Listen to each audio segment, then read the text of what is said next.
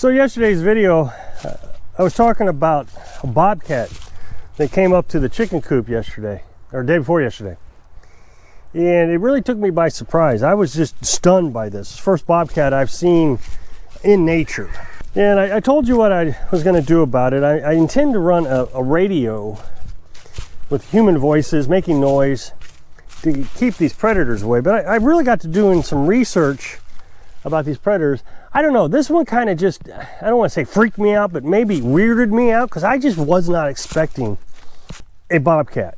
Now, I've thought about bobcats before, and I always thought, like I said in yesterday's video, that bobcats were just slightly bigger than a house cat.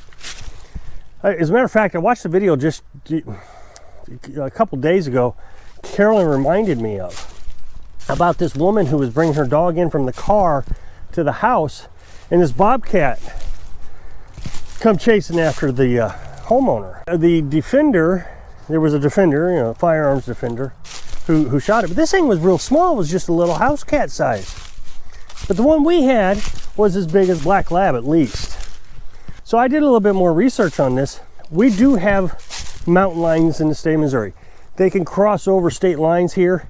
They're not like always here. As a matter of fact, you are not allowed to shoot a mountain lion in the state of Missouri unless it is harming a human, is what it says. I can't find any information on whether I can shoot a bobcat in the state of Missouri. I mean, I guess I could try to get the hunting book and all that. It's going to take more research to figure out what I can do with this guy. But I've been out here in the woods looking for tracks and seeing if I can see him. I know they hide out in trees, but I mean, look at it. There's nothing to hide out in. If he was here, I'd be able to see him, I'm sure of it. But I heard him screaming last night, and it's a real spooky scream. But that reminded me that I've been hearing a lot of wildlife calls here recently. I've heard coyotes. In Missouri, I don't know about other places, but in Missouri, coyotes can get pretty bad. I remember when I went hunting, deer hunting one year, I went out into a field. It was just a field.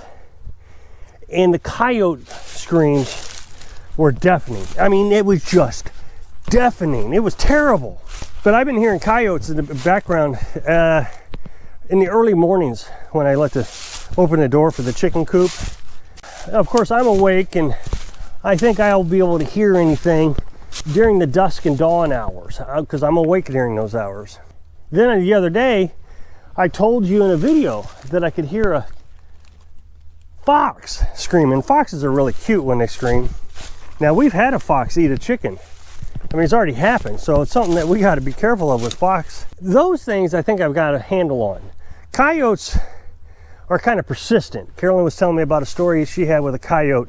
Her husband at the time had to end up shooting him because he'd scare him away, and the coyote would go 50 yards down the road, and then as her husband would come back in the house, the coyote would come right back, just like a dog. Chase the dog out of the yard and come right back. And they're kind of stubborn that way, coyotes are. A fox will do the same thing. With that fox that we had, I kept having to scare it away. So I got to reading, and the reason the bobcat is probably around is right now, food sources are harder to find. We got to thinking about this. There's been a lot of stray cats around here. As a matter of fact, I used to have a stray cat. I haven't seen the stray cats in a while. I saw a couple the other day, but one of them was on top of the chicken coop at night, and he jumped down and ran off. But for the last 2 weeks, I haven't seen a stray cat anywhere. Got thinking about it. Maybe the bobcat took them, and they will. They'll occasionally take a stray cat, a feral cat. It's not very often that they'll take a dog or an outdoor cat or a stray cat, but they will in the wintertime. If they get hungry enough, they'll take them. So I got thinking, that's why I haven't seen a lot of cats. The other thing I got to thinking about is, since I relocated all the raccoons and the possums, that maybe that was their food source. Now remember, animals aren't having as many babies right now. So, you know, a fox, they're not having babies right now. Deer won't have any babies until, January, February, March time frame, somewhere around there, maybe even April. So there's the food sources are probably getting pretty scarce for that bobcat and the fox and the coyote. So they're screaming more and getting a little bit more brave trying to find food. So this is some of the things that I wanted to share with you today that, you know, we got to be aware of. Carolyn was telling me that this is probably the biggest bobcat she's seen. She's seen bobcat before. She used to have one that would lay on top of her truck at her house. She lived out in the country. Well, this one she said she thinks was bigger. So what I was reading is that a large bobcat can be the same size as a small mountain lion. So yesterday when I first looked at it, I told you I thought maybe it was a mountain lion. Its face clearly indicated to me that it was a bobcat. Every feature about it was a bobcat, except its size. I've never even considered these bobcats growing that big. This has me concerned because, of course, at nighttime, I come down on like cloudy days when I'm doing a maintenance charge. I'll come down and shut off the generator. I do a lot of things at night. But now I'm beginning to think maybe I need to be a little bit more cautious. Now, it's very rare that a bobcat will attack a human. It's almost never heard of, actually. But that doesn't mean they won't, especially if they have rabies. I don't think this one had rabies. He didn't seem aggressive. As a matter of fact, he was kind of cute. Reminded me of a dog, to be honest.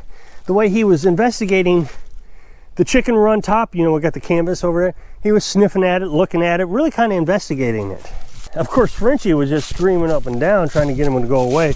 But he was just happy and content, looking for a way in. I love this. I showed you this the other day, but this looks fresh. This is a deer scrape. Now, some people call this a deer rub. Just to be clear, apparently in the state of Missouri, we call them scrapes. It's a deer scrape. Another one right over there. That means a buck is on this property scraping. That is so cool.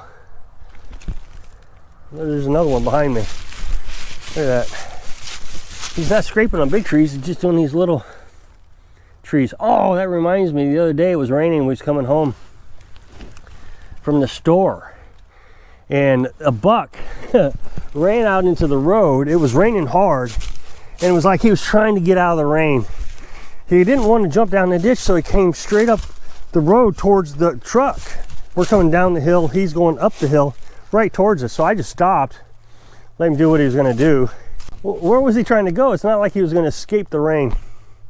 So yeah, the wildlife around here is pretty active, but there's just not a lot of small game for predators.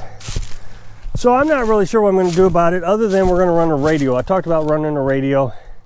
I've been coming down here all day looking around, seeing if there's anything I can see. Hopefully I scared him away. Like I said though, last night he was screaming pretty loud. Maybe he'll find someplace to go to eat. Now the thing is not too far from here, I can hear another rooster in the morning. Frenchie and that other rooster, wherever this is at, probably maybe a mile away, 3/4 of a mile away. I can hear this rooster scream. So Frenchie and Roo scream, and then the other rooster screams. So I wonder if he'll go over there next. I don't know who it is, otherwise I'd let him know there's a bobcat in the area. To me, this is concerning. I am concerned about a bobcat. I don't know. I just never thought about bobcats, so I need to do a lot of research. I'm not worried about coyotes. I'm not worried about foxes.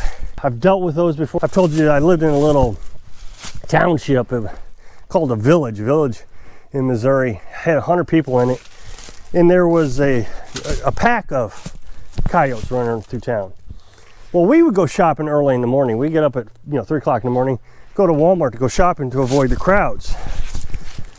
And of course you got all the employees of Walmart available to help you if you need help, because there's nobody in the store. So we go shopping in the morning. Well, every morning we get up, we had to dodge the coyotes. They were always riding town. Eventually somebody must have got rid of them because they just went away. But they were never that big of a concern. Small game have always been a concern when it comes to chickens. Raccoons, possums, armadillos. Now, armadillos have not been a problem for me in the past. Armadillos have been coming up from the south for, I don't know, maybe the last 20 years. Well, I lived in northern Missouri, and my guess is armadillos are having a hard time getting across the Missouri River.